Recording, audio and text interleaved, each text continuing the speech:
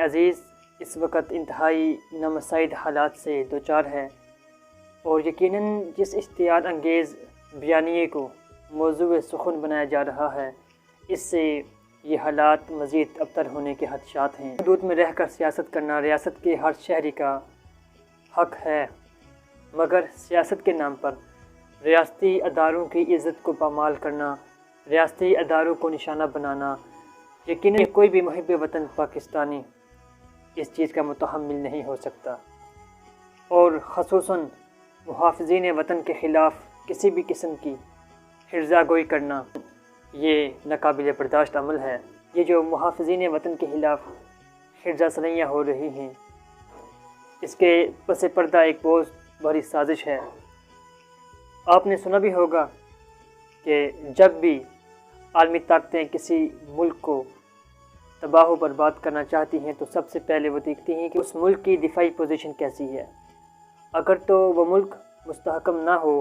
اس کی دفاعی پوزیشن مضبوط نہ ہو تو وہ اس کو نیست و نابود کر دیتی ہیں۔ اگر وہ ملک مستحکم ہو تو سب سے پہلے دیکھا جاتا ہے کہ یہ ملک کن اداروں کی وجہ سے، کن لوگوں کی وجہ سے مستحکم ہے۔ تو یقیناً کئی دہائیوں سے پاکستان کا حال شام، لیبیا، برما، فلسطین جیسا کرنے کے بہت سے لوگ خواہش مند تھے، مگر آج تک اگر وہ کامیاب نہیں ہو سکے تو اس کے پیچھے ہماری پاک فوج ہے۔ وہ پاک فوج کہ جس نے سرحدوں کی حفاظت کی، جس نے اس ملک کی ناموس کے لیے اپنی جانوں کے نذرانے پیش کیے، وہ پاک فوج جو اس چمن کو آباد کرنے کے لیے کسی بھی قسم کی قربانی سے دریغ نہیں کرتی، اور وہ پاک فوج کہ جو سرحدوں کی محافظ ہے، جس نے اس وطن کو مزید مستحکم مضبوط کیا ہے۔ اور یہی وجہ ہے کہ دنیا کی بڑی بڑی طاقتیں بھی پاکستان سے متعلق کسی بھی قسم کی بات کرنے سے پہلے 50 بار سوچتی ہیں، مگر افسوس آج ہمیں اسی پاک فوج کے خلاف باتیں سنائی جاتی ہیں اور ہم لوگ اپنی فوج کے ساتھ کھڑے ہونے کے بجائے تماشائی بنے ہوئے ہیں۔ آپ نے یقیناً چنگیز خان کا نام تو سنا ہی ہوگا کہ وہ کتنا ظالم اور جابر ایک سپہ سالار تھا۔ جب اس نے بخارا پر حملہ کیا اور اس وقت بخارا کے سلطان علاء الدین خارزم شاہ، انہوں نے چنگیز خان کے مقابلے میں ایک بہت بڑی فوج تیار کی۔ چنگیز خان نے اسلامی لشکر کے خلاف ہر طریقہ کار کو آزمایا، مگر ہر بار اس کو منہ کی کھانی پڑی۔ جب اس کو شکست سامنے دکھائی دینے لگی تو اس نے سلطان علاء الدین کے وزیروں اور مشینوں کو اپنے پاس بلا لیا اور ان سے کہا کہ اس جنگ میں آپ لوگ میرا ساتھ دیں، اگر میں کامیاب ہو گیا تو میں اس علاقے کی سلطنت، اس علاقے کا اقتدار آپ کے حوالے کر کے یہاں سے چلا جاؤں گا۔ سلطان کے وزیروں نے سوچا کہ اگر تمام معاملات بغیر کسی جنگ کے حل ہو جائیں تو یہ بڑا اچھا عمل ہوگا۔ سلطان نے چنگیز خان کی مخالفت کی رد کیا اور میدان جنگ میں اترنے کا فیصلہ کیا۔ جیسے سلطان چنگیز خان سے معرکہ آرا تھے تو ان کے وزیروں نے ان سے بغاوت کی اور چنگیز خان کا ساتھ دیا، اور سلطان کی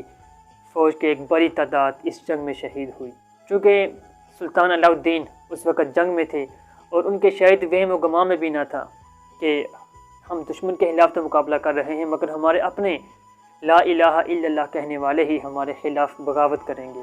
اور سلطان کی فوج کا ایک بڑا حصہ اس جنگ میں شہید ہوا۔ باقی جو کچھ فوج بچی، سلطان اپنی فوج کے ہمراہ بخارا سے چلے گئے۔ چنگیز خان جیسے ہی بخارا کی سرزمین میں داخل ہوا تو اس نے سب سے پہلے ان تمام باغیوں کو جنہوں نے چنگیز خان کا ساتھ دے کر سلطان علاء الدین کی مخالفت کی تھی اور یہ کہا تھا کہ اگر امن کے ذریعے معاملات طے ہو رہے ہیں تو ان کو طے ہونا چاہیے، جو یہ کہہ رہے تھے کہ اگر معاملات کا حل